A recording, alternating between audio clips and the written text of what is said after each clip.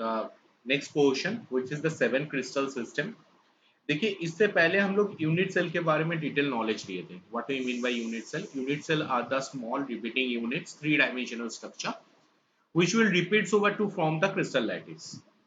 तो three dimensional structure में मैंने आप लोगों को ये चीज बताया था, there are three axis and इसके बीच में जिसको हम लोग थ्री एक्सिस जो था जिसको हम लोग नाम दिए थे ए बी एंड सी, और उसके बीच में कुछ एंगल प्रेजेंट था जिसको हम लोग नाम दिए थे alpha, this is beta and this one is gamma. अब ये जो एबीसी एंड देखो ये जो एबीसी एंड जो अल्फा बीटा गामा जो मिला है इसके ऊपर बेस करके हम लोगों को इन नेचर देखा जाता है 7 different types of crystal system मिलता है। ये जो 7 different types of crystal system मिलता है जिसको बोला जाता है 7 क्रिस्टल सिस्टम। नॉर्मली एक शॉर्टकट मेथड क्या है? CTORHMT,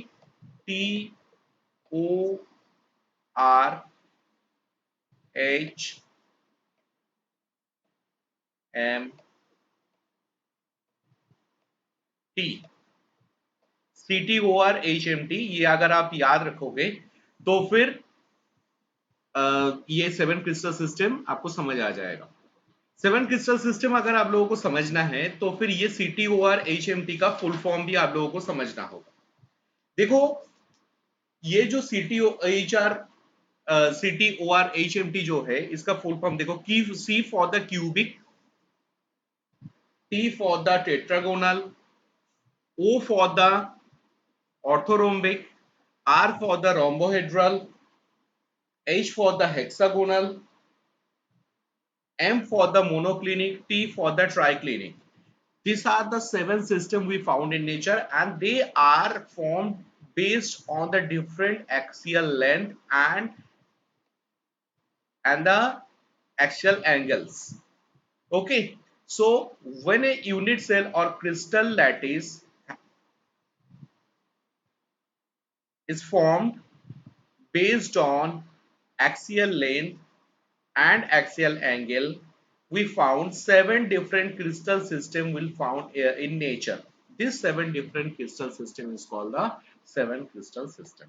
ओके, और जिसको हम लोग बोले थे CTORHMT, ठीक है, जिसके बारे में अभी हम लोग डिटेल नॉलेज लेंगे। चलिए स्टूडेंट फर्स्ट टॉपिक को हम लोग शुरू करते हैं, that is the cubic system. Cubic system में देखो cubic is the first system जिसमें क्या रिलेशन आता है वो एबीसी और अल्फा बीटा गामा के बीच में, वो हम लोगों को सीखना है। बस ये आप लोगों को याद रखना है। इसमें देखो A B C, A is equal to B is equal to C, मतलब तीनों एक्सियल जो लेंथ है और एज लेंथ जो है वो इक्वल होगा, और उसके बीच में जो जो एंगल होगा वो होगा 90 degree. Means alpha beta gamma तीनों क्या होगा? 90 डिग्री होगा। और इसका एग्जाम्पल क्या होगा? अब इसका अगर एग्जाम्पल देखेंगे, इसका एग्जाम्पल क्या होगा? NaCl या KCl होगा, ठीक है। और देखिए सारे ये जो एंगल्स है वो कितना डिग्री का होगा? 90 डिग्री का होगा। ये आपको समझ आ रहा होगा, ठीक है। चलिए नेक्स्ट हम लोग देखते हैं टेट्रागोनल। टेट्रागोनल को लेके अगर हमें डील करना है, टेट्रागोनल में देखिए आप टेट्रागोनल का रिलेशन क्या है? A is equal to B if this is A and this one is B, so AB is equal to equal है, but C is not equal, so A is equal to B but not equal to C, this is the relation। और alpha beta gamma के बीच में relation क्या है? तीनों क्या होगा? 90 degree होगा। ये भी 90 डिग्री, ये भी 90 डिग्री और ये भी 90 डिग्री, इसमें कोई प्रॉब्लम नहीं है। एग्जाम्पल क्या होगा? Calcium sulphate. ओके, ऐसे टाइप का और भी एग्जाम्पल मैं नोट्स में इंक्लूड कर दूंगा। नेक्स्ट आ रहा है ऑर्थोरोम्बिक। ऑर्थोरोम्बिक के लिए क्या आ रहा है? देखो इसमें ये अगर A मान रही, ये अगर B मान रही और ये अगर C मान रहा है, तो A B C तीनों इक्वल नहीं है। So A not is equal to B not is equal to C। अब बट तीनों के बीच में जो तीनों जो एज लेंथ है या फिर एक्सियल लेंथ है उसके बीच में जो बॉन्ड एंगल प्रेजेंट है वो क्या होगा? 90 डिग्री होगा, उसमें कोई चेंज नहीं है। जैसे इसका एग्जाम्पल क्या होगा? Rhombic sulphur. There are two types of sulphur we found in nature. इसको हम लोग सीखेंगे बाद में, जब हम लोग सल्फर के बारे में ग्रुप 16 में सीखेंगे तब हम लोग डिटेल नॉलेज लेंगे। Rhombic sulphur and the monoclinic sulphur के बारे में हम लोग डिटेल नॉलेज लेंगे। अभी बस इतना सीख के रखो, ए बी सी तीनों जो एज लेंथ है वो इक्वल नहीं है, और तीनों के बीच में जो बॉन्ड एंगल है दैट इज 90 डिग्री। ओके, चलिए स्टूडेंट नेक्स्ट पार्ट को लेकर हम लोग डील करते हैं, that is the monoclinic sulphur और बेबी मोनोक्लिनिक। ओके, सो मोनोक्लिनिक को लेकर हम लोग डील करते हैं। मोनोक्लिनिक में देखो क्या हो रहा है, this is A, this one is B and this one is C. So A, इसमें देखिए आप लोगों को समझ आ रहा है एबीसी इक्वल नहीं है। अब इंपॉर्टेंट चीज क्या है, इसके अंदर ये जो स्ट्रक्चर है, ये स्ट्रक्चर ऐसे फॉर्मेशन तो हुआ है, बट इसमें देखा जाता है कि अल्फा बीटा सॉरी अल्फा और गामा के बीच में जो बॉन्ड एंगल है वो होता है 90 डिग्री, बट बीटा 90 डिग्री से थोड़ा सा कम या ज्यादा होता है। ठीक है, ये डायग्राम में इसको समझ नहीं आ रहा है, मैं दूसरे डायग्राम से इसको एक्सप्लेन कर दूंगा बाद में। ठीक है, इसका एग्जाम्पल क्या होगा, मोनोक्लिनिक सल्फर होगा। ठीक है, नेक्स्ट जा रहे हैं हम लोग हेक्सागोनल। हेक्सागोनल के लिए क्या होता है, हेक्सागोन के बारे में, इसके बारे में आप लोग जानते हैं, सबसे इंपॉर्टेंट एग्जांपल क्या होता है, ग्राफाइट होता है इसमें। ठीक है, क्योंकि ग्राफाइट लेयर के फॉर्म में रहते हैं, और जिसके बारे में हम लोग मॉलिक्यूलर सॉलिड में डिस्कस किया हम लोग। तो इसमें रिलेशन क्या होगा, ए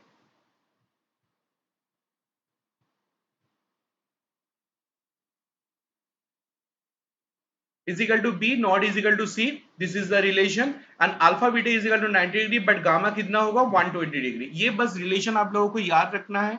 ठीक है, और उसके साथ साथ स्ट्रक्चर अगर याद रख पाएंगे तो बहुत अच्छा है, और उसके साथ एग्जाम्पल तो आपको याद रखना ही है। एग्जाम्पल क्या होगा, ग्राफाइट होगा। ठीक है, नेक्स्ट ट्राइक्लिनिक को देखते हैं हम लोग। ट्राइक्लिनिक में क्या देखे थे हम लोग, ट्राइक्लिनिक में क्या था, देखो एबीसी नॉट इक्वल, एबीसी तीनों इक्वल नहीं है, ए बी एंड सी तीनों इक्वल नहीं है, और इसके बीच में बॉन्ड एंगल भी 90 डिग्री नहीं है। ठीक है, जैसे एग्जांपल क्या होगा, पोटेशियम डाइक्रोमेट। ठीक है स्टूडेंट, लास्ट टॉपिक में हम लोग ये चीज समझे कि there are 7 type of crystal system find in nature, और उससे पहले वाला वीडियो में हम लोग ये चीज देखे थे कि ये जो 7 क्रिस्टल सिस्टम जो हम लोगों को मिला था, ये 7 क्रिस्टल सिस्टम में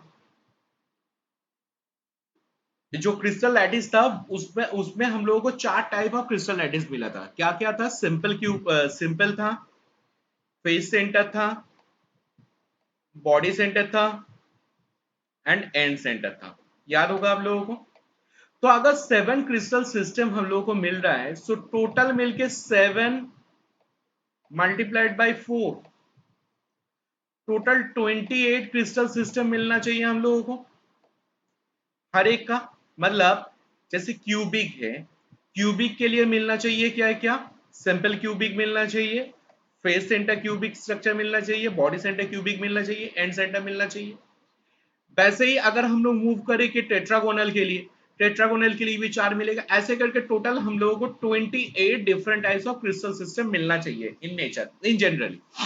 but it was find that only 14 different types of crystal system मिलता है in the nature, and that was found by the scientist Bravais, and that is why this lattice are known as the Bravais lattice। देखिए ब्राविस lattice वो lattice है जो 14 lattice different structure में, different crystal structure में, in form of primitive and non primitive nature में मिलता है, and this 14 structure is known as Bravais lattice.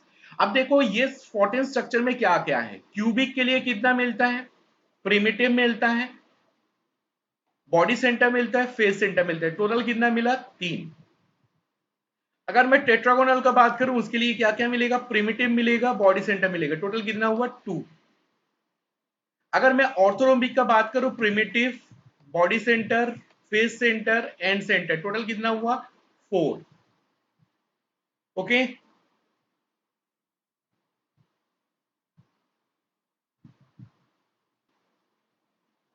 Okay, if you talking about monoclinic, monoclinic के लिए क्या क्या मिलता है हमें, प्रिमिटिव मिलता है एंड एंड सेंटर मिलता है, टोटल कितना हुआ 2। In case of hexagonal, we are only having primitive structures, so 1.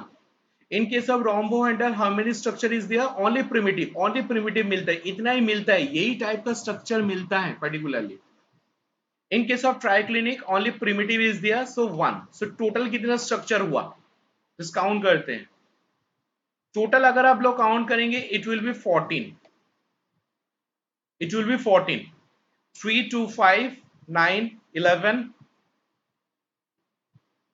11 3 14.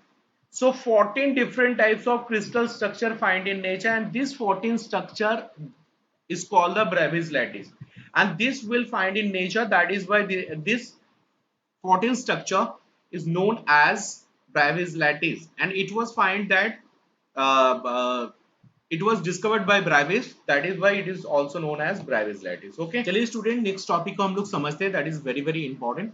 We are going to read out the packing efficiency. देखिए पैकिंग एफिशिएंसी क्या है.